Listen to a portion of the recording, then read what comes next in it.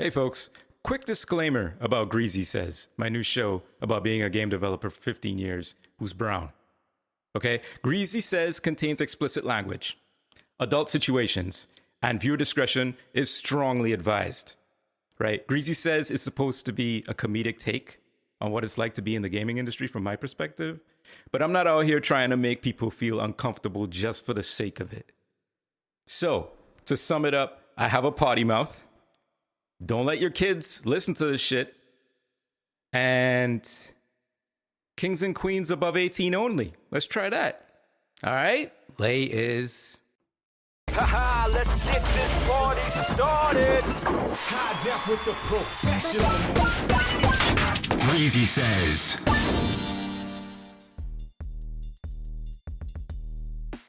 Hello, hello, hello. And welcome back to Greasy Says.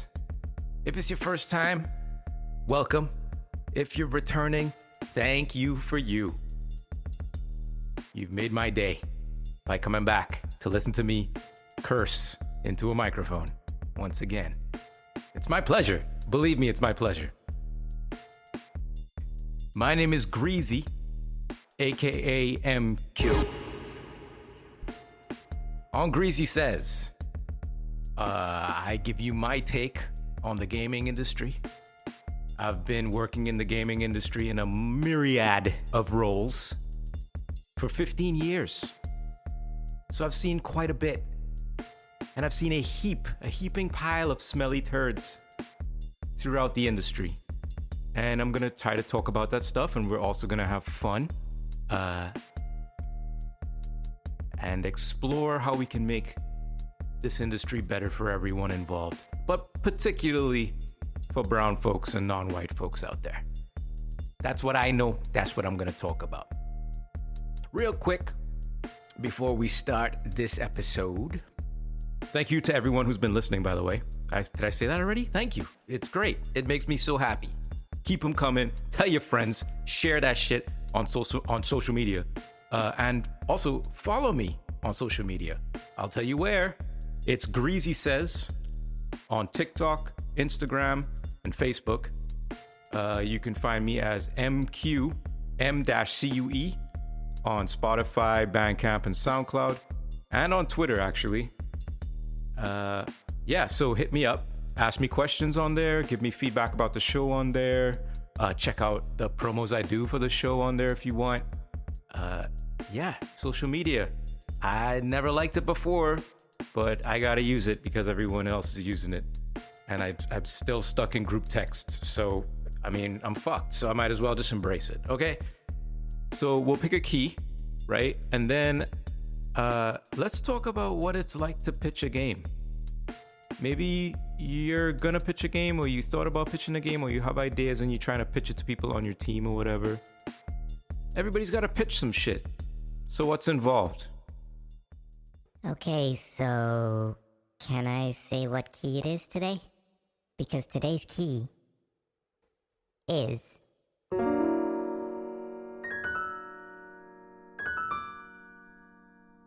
Today's key is brought to you by my boy Jeff over at Asm Sounds on Instagram. He wanted a whole tone scale. So I'll give y'all a whole tone scale.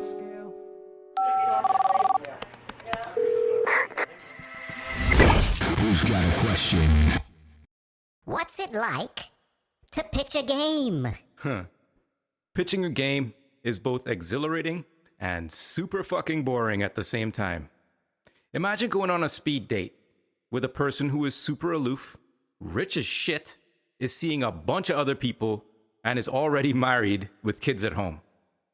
Pitching a game can go from feeling like a champ, controlling the ring, throwing perfect combos, dodging jabs and hooks, setting the pace of the match, throwing in a Shoryuken every now and again. But it can quickly go to the equivalent of waiting on a bus in Florida with your racist grandmother.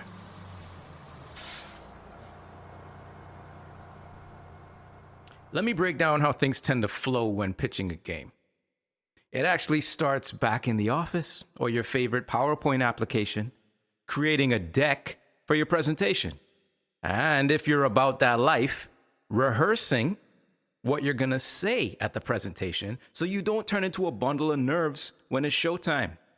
I can't stress enough the importance of rehearsals. As a performer, I'm used to having to practice and shed before a show. And pitching a game is just like stepping out on stage. You don't prepare, your ass is gonna faint like the Indian kid in a spelling bee, straight up. When you pitch a game, your deck, your presentation should be helping you perform. It shouldn't replace your performance. If you're just reading the slides from your presentation verbatim and staring ahead at the screen, droning on like a substitute math teacher, your date, the potential publisher, will start spacing out, thinking about the next piece of ass waiting in the wings. Keep them engaged, keep things conversational, and most importantly, get them involved. Just like a date, you gotta ask the other person what they're into, what turns them on or off. What are their wants and needs? But like a date, you gotta be subtle with it. Not just like, Do you like long walks? or I'm looking for a commitment. right out the gate, you're gonna scare them off. Stay frosty. So once you've prepped, rehearsed, and gotten feedback from other executives, or just other folks, who will rip your presentation to shreds, by the way, like down to the words you use. Just grit your teeth, smile, and keep it moving. It's not about you. You fly out to wherever, or schedule your fucking Zoom call or whatever, to meet with a potential publisher. Or more likely, a group of publishers who you're gonna pitch to. So this is it, right? Pitching can be a marathon. I've been on pitch sessions that last all day, over multiple days, dog, where you're pitching to 5 different groups over the course of one day. All manner of fuckery can happen during this time. People cancel last minute, reschedule 5 minutes before showing up, change locations, change who's coming to the meeting, show up 30 minutes late and shit. Borderline disrespectful shit, some Frederick shit. And y'all say creative types are unreliable? Executives are unreliable and unapologetic about that shit. But they expect us to be better. Fucking lol, bruh. So when you finally get all these fucks in the same room, it's showtime. Stay cool, stay calm, stay collected. It's your world right now. Time to shine. Keep it light, keep it conversational. Talk about your game like it's a fetus, capable of anything, formless, malleable, and full of potential. Don't cling too tightly to your assumptions. And very important, don't oversell your ideas. This thing isn't real yet. It's just an idea. You don't actually know if it'll work. So don't get swept up in your own hype. Feel me? You can usually tell if people are excited about your idea. But yo, real talk, excitement does not mean investment. I've been in pitches where the room energy is vibrant. People are bouncing ideas around, lots of conversation. BO starting to kick because folks starting to sweat and shit. But then you never hear from them folks again. Or you follow up and they're not interested. The excitement in the room is fun, but do not get gassed. And that brings me to a very real truth about pitching games. Disappointment. I really, really hope I put a sad sound effect here. Most game pitches don't get picked up. Most game pitches end in disappointment. I've pitched the same game for 2 years straight. Sometimes even to the same motherfuckers without it being picked up. If your idea or game is rejected, it sucks, okay? It's like being dumped or friend-zoned. You in the friend zone. It leaves a hole in your chest. A hole in your chest. At least until you get thick skin. But I'll tell you, even if you have skin like the bark of a fucking tree, rejection always manages to penetrate that armor. But stay up, my friend. There's always tomorrow. And every failed pitch is a practiced pitch. And every rejected idea is an idea you could just take somewhere else. Reflections. Yeah, I've pitched. Not really glamorous. Not a glamorous experience.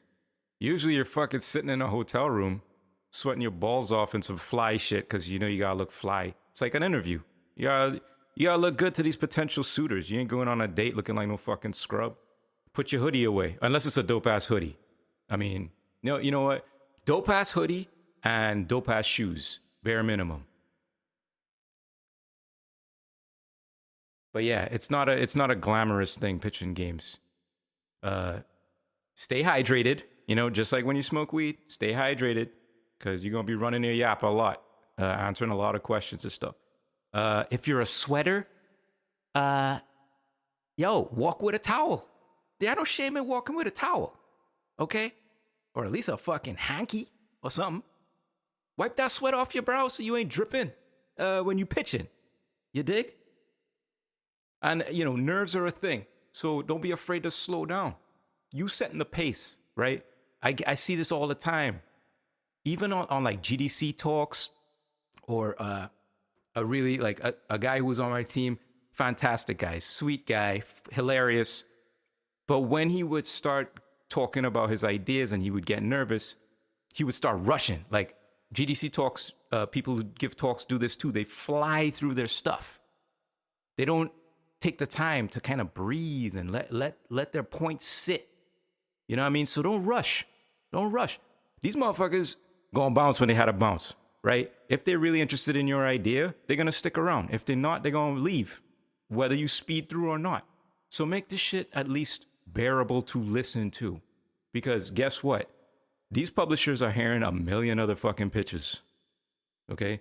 Your shit to them is not special. So they really are, critiquing you. Not so much the game you're making. The game, yes, to a degree. But like, how are you making this game feel? How are you making this game sound? Bars, son. You gotta be spitting bars out there. I just got a check. I ain't even cash it.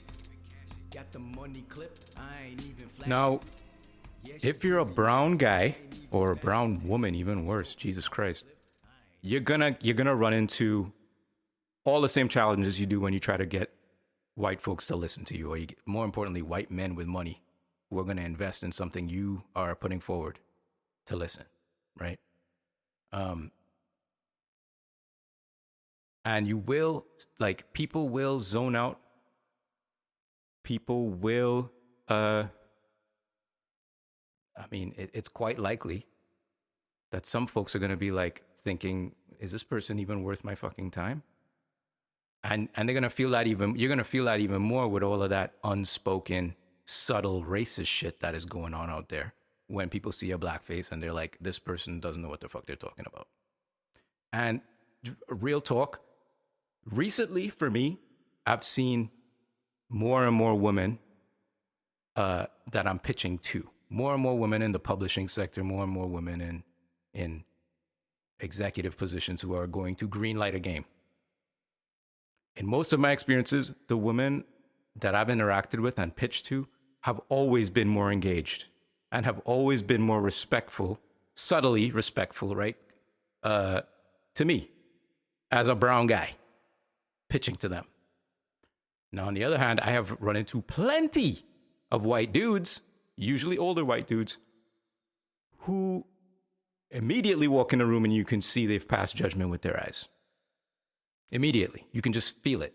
And if you brown, you know what that fucking feels like. But again, it's another barrier we have to break through. So, all right, let me tell you a fucking. These guys who you pitch games to, these publishers or executives or whatever, they're not fucking God, okay? These guys are just fucking people, okay? Humanize the fuck out of these people. Most of them actually don't even fucking know that much about games. Real fucking talk. They looking for what's gonna make money, what's gonna create buzz. They don't give a fuck about mechanics. They don't give a fuck about how you trying to push games forward and make this shit more accessible to everyone and you trying to be woke and all this shit. They don't give a fuck about that. Maybe it's changing. The more younger, the more brown, black, non-white, gender fluid, transgender people get into those positions, that will change. But for right now and in like the last fucking however many years that game's been around, these are the kind of people you're going to be dealing with when you're pitching games. But yo, I once, was in a pitch feel like I gotta whisper this shit. Fuck that. I don't have to whisper nothing. The motherfucker was there. It was a group of three executives. Maybe there was a couple of like tech people there from that company.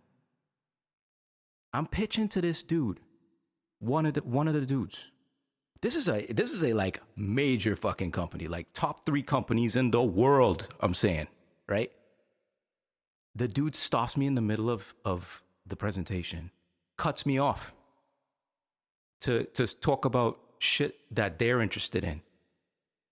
I mean, at the time, I was kind of like, whoa, that was weird. You know what I mean? I seemed kind of rude, bruh. He's just going to cut me off. But he was trying to save time. I respect that. I would actually prefer someone to cut me off and be like, yo, listen, honestly, this idea is nice and everything, but I'm not interested. What can you do with this idea to bring it into what I am interested in? Because he was being real. It's like, the shit you showing me doesn't interest me and my company's interests. So can you switch it up to fit my model? That's cool. Catch me off guard, but that's cool. Now, the other guy he was with, the fucking jackassery that he had surrounded himself with.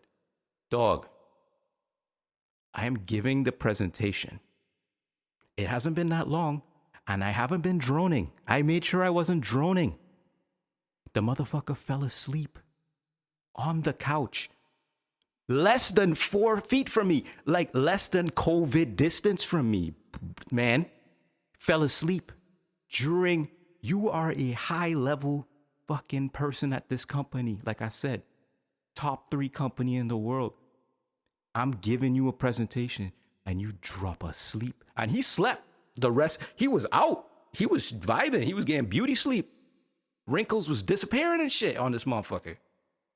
Letting out little sly farts and whatnot. In the middle of my shit. That is unforgivable. Unfor-fucking-givable. Show me some fucking respect, because I'm showing you respect.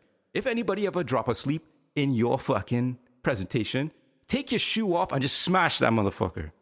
Just with your shoe. It's not going to be that bad. Once you're not wearing no big combat boots, steel toe. Don't wear no steel toe boots. Shouldn't be wearing steel toe boots to a pitch anyway. But bust that motherfucker with your sandal. Come here, motherfucker. If you want. Come just here. Real quick. Come Wake here. Him up. Utter disrespect, yo. I'm going to fuck where you come from. Come here. I'm trying to pitch. You sleeping. You sleep.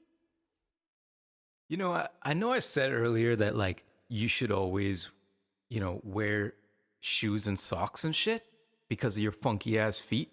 But there's a reason to fucking walk around wearing sandals. Just so you can take them off and smash some just blaze up some white run, motherfucker. For real. Anyway, let's talk about what I've been playing recently. I think I'm going to make this like a regular segment on the show. So I made a little jingle for it. Y'all ready for this shit? It's smooth. Check it out. What you play, what you play, what you play, what you playing, what are you playing? What you playing? It's sexy, isn't it? God damn. So, me and 2 of the homies, I've been playing the game that everyone in the whole fucking world has been playing. Up to 6 million people have bought this game. Valheim.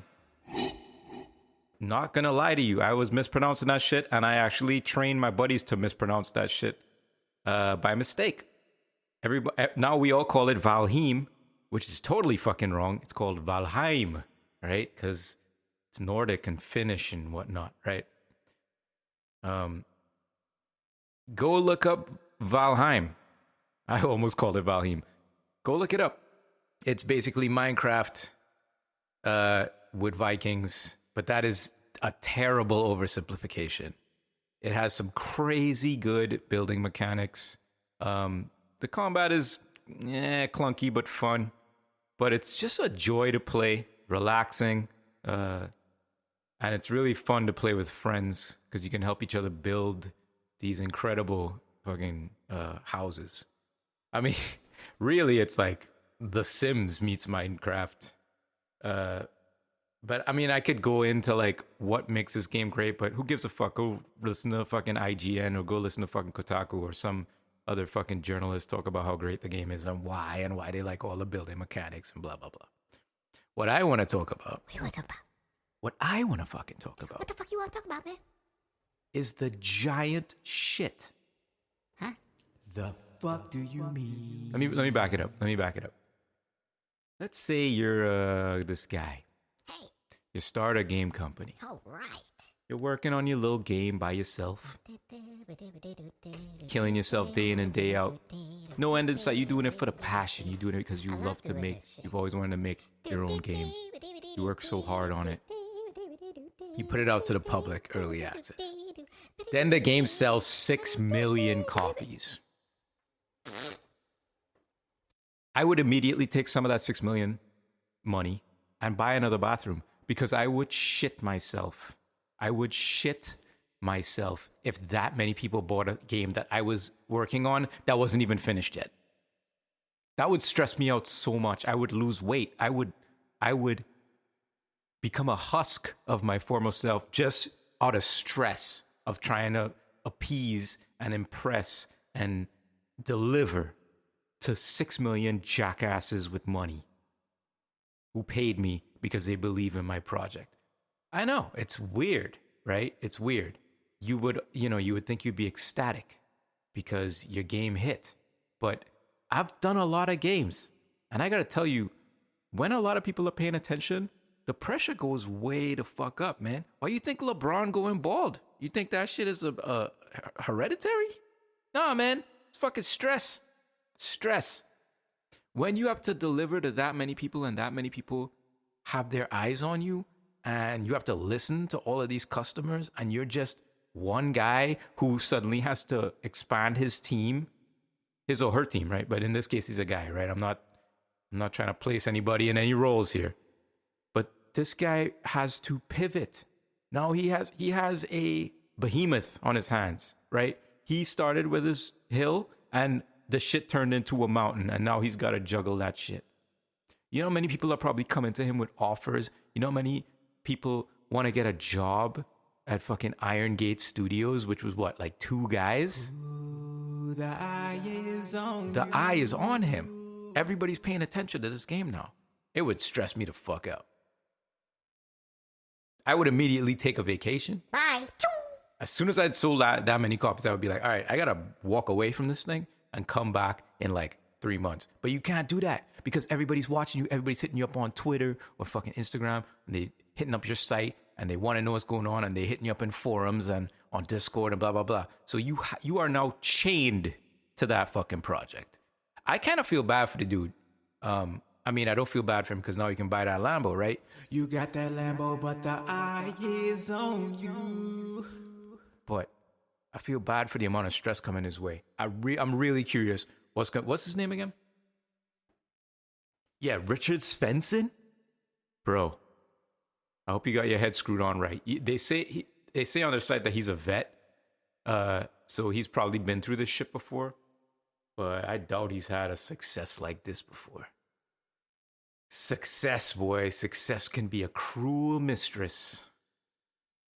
Double-edged sword in this mouth. There's also, since we're talking about success being a cruel mistress, success can take very different forms, y'all. My brother told me this piece of advice once, and I'll take this shit to my grave. Don't compare yourself to other people. Compare yourself to where you started from. That shit, think about that shit. Shit, I almost spilled my water. Think about that shit. Fucking, hey, man. Take it easy around the studio equipment, bro. Think about that shit. If you compared yourself to where you started, it's a way more sane way to observe your idea of advancement, your idea of success. If you comparing yourself to what motherfuckers doing on Instagram with their perfect filter or wherever this person wrote this article or was featured in this article, you don't know what the fuck happened behind the scenes. You don't know the reality of how that person got to that spot, right? They could be a fucking prick who stabbed everybody in the back and walked over everybody to get where they need to go. But comparing yourself to where you started from, that is key to like a sane person's idea of personal success. But anyway, Here's an example of a success that came from outside. HoloLens, right? I don't know if you guys heard about this. HoloLens was like this AR, which is augmented reality. VR is virtual reality. Augmented reality is like basically shit superimposed over reality as a game or as an experience. Microsoft was working on this thing called HoloLens, which is basically goofy looking glasses that you put on that projects Tron-like graphics over the reality. It was in development for a long fucking time, really long time. Kind of behind closed doors, not really talked about occasionally here and there in a press release, but no one ever like really tried it. It was like vaporware almost. It was like, yeah, it's this thing, but no one's seen it. No one knows if it's good. Turns out, I read recently, Microsoft turned around. What does it say? How much money they make? Microsoft turned around and contracted the HoloLens to the Army, man, to the U.S. Army. A perfect fit for a military application. Superimpose your enemies into like training sessions. Superimpose targets onto quote unquote the enemy. Like Microsoft signed a contract with the US Army to make HoloLens part of their rollout for $21.9 billion fucking dollars for 10 years. Bro, that's a shitload of money. But it brings up a moral issue for me. Personally, I think that's fucked up whenever games are used as a way to promote war or a way to build up the military. I know, I'm fucking naive, right? If you have a cousin in the army or whatever, you're like, we gotta protect our boys, you know what I'm saying? So whatever technology is available, the army should be able to use it. I get that. But to me, it always feels kind of dirty that this thing that was meant to entertain and delight people is basically going to get used to superimpose little red boxes over innocent Arab people. That bums me out. And I don't think you can change my mind about that. You could try, though. Hit me up on fucking Greasy Says on Instagram or whatever, Facebook. And you could tell me what you think. That's fine. I'm always open to new perspectives. But I think that move is kind of a penile publisher move, where you're taking a concept that might be too early for its time, and you're taking something that could be considered a commercial failure or a huge step forward in research, and you sell it to somebody who's going to turn it into something fucked up, and it's not going to actually help anyone. It'll help Americans, maybe, and American interests, but what does that even mean when you talk military, right? It gets cloudy and fucked up real fast. So, yeah. I don't know. Just figured I'd bring it up. You might not know. I'm telling you. Greasy Says. You know what I mean? Greasy says this. Greasy says that. Greasy told you about the fucking army buying HoloLenses for $21.9 billion. I'll tell you what. Whoever signed that deal, I hope you got a steak and a blowjob. Or some sushi and a you know, splash. I rub anybody else the wrong way? Let me know if you agree with me or if you think I'm fucking a naive, filthy immigrant. I don't fucking know. Greasy Says on Instagram, Facebook, and TikTok. Hit me up on that social media. Hit me up on that social media. Hey, yo, Greasy, aren't you forgetting something? Oh, yeah. All right, so, you know, following my stats and my listeners on this show. Thank you, everybody, for listening, who's listening. Thank you, especially if you subscribed or you added me to auto-download on, like, Apple or wherever you listen to. I see people on Stitcher. I see people on, like, Soundcat, some other shit.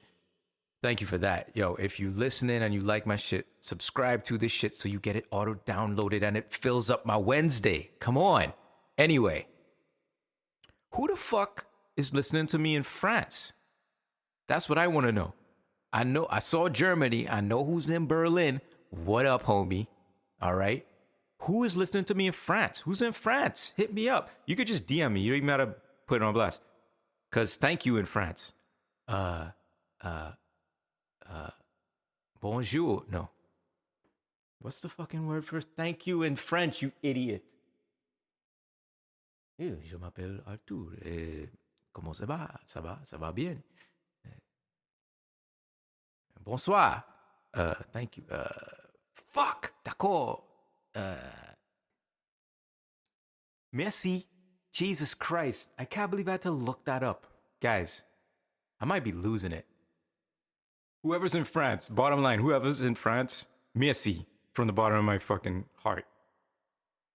There have been other listeners who have written in and asked me questions, and I'll get to them. I'll tell you a couple of them right now. Like, a homie reached out and said, yo, you didn't talk about female producers on episode, what was it, 2? Where I like ragged on coders, called them plumbers and shit. And then I was like, male producers suck balls. But I said female producers are different. I never actually said why female producers are different. So this person thinks it's an important distinction, and I agree. So I will make time, and I'll probably dedicate like the opening of an episode to what I think about female producers. Hopefully I don't put my fucking foot in my mouth. Anything is possible. Oh, also, I got a request on some weed notes. Somebody wants me to do Blue Dream, and they said that it's the only strain that they've been able to like reliably hang with. I would love to do some fucking I would love to get some Blue Dream, Ryan, but I don't have access to Blue Dream. The only time I've had Blue Dream is when I'm on the West Coast, because the West Coast is awesome for herb. But they ain't got no fucking Blue Dream where I'm at. So, yo, if somebody helped Blue Dream hook me up, I would love to try some and then record me trying some so Ryan can hear it. Okay? And there's others, but I'll get to them, and I'll actually shout out the people who requested these particular things. But thank you for engaging, my friends. Greasy people. They out there, man. They out there.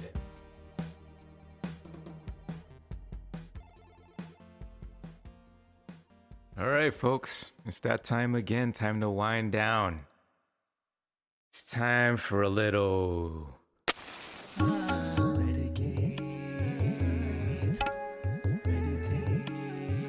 Medicate and meditate.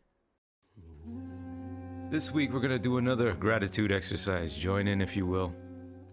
Get your little fucking notepad or your phone out and write down what you're grateful for this week. 5 things that you're grateful for. It takes like fucking 5 seconds. Boom. So this week, I'm grateful for 1, my listeners. People out there listening, sending me feedback, sending me questions, talking shit, even bringing it up in conversation, talking about this show and that they enjoying it. I'm so grateful for the listeners out there. People paying attention. Thank you. Secondly, I'm grateful for my family. Yo, COVID has made me so grateful for my family. You know how many fucked up families there are out there who didn't survive COVID, dog? I'm grateful as fuck for my family. Jesus Christ. 3, I'm grateful for days off. Days off, they're the best. Going out, walking around, fucking being in the sunshine, hitting the beach, whatever. Days off are great. 4, yo, I'm grateful for my fucking solar panels. What? Just been live so far. I ain't got a bill yet, but I'm grateful because I'm watching the little graph do its thing. You know what I'm saying? And then 5,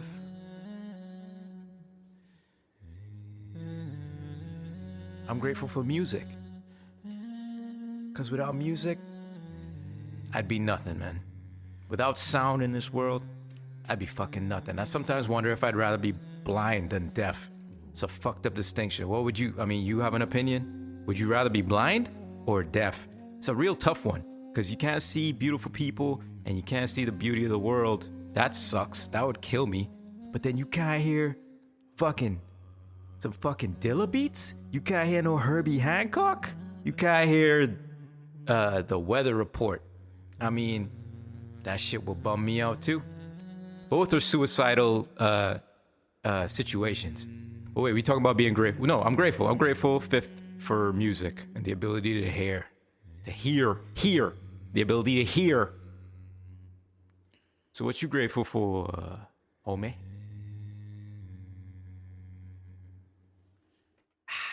Doesn't that feel better? Yeah, deep breath, everybody. Deep breath. We're gonna make it. All right, we're done. We're done. I want to encourage everybody out there who's listening to share this show with somebody. If you think that they might catch vibes off it, if you think they're gonna find the shit funny, if you think it'll infuriate them even better, send it to them. Just trying to grow numbers, just trying to get bigger and bigger. You know what I'm saying? So please, if you're a greasy person, let's make some more greasy people out there. Let's spread like the plague. Probably should be making jokes about pandemics and shit. Fuck it. Let's greasy people. Let's make a greasy pandemic. Greasy people. Thanks for coming out. Like, subscribe, comment, give me feedback. Tell me to go fuck myself. Until next time, it's me, Greasy. Checking out with the room key. Laters.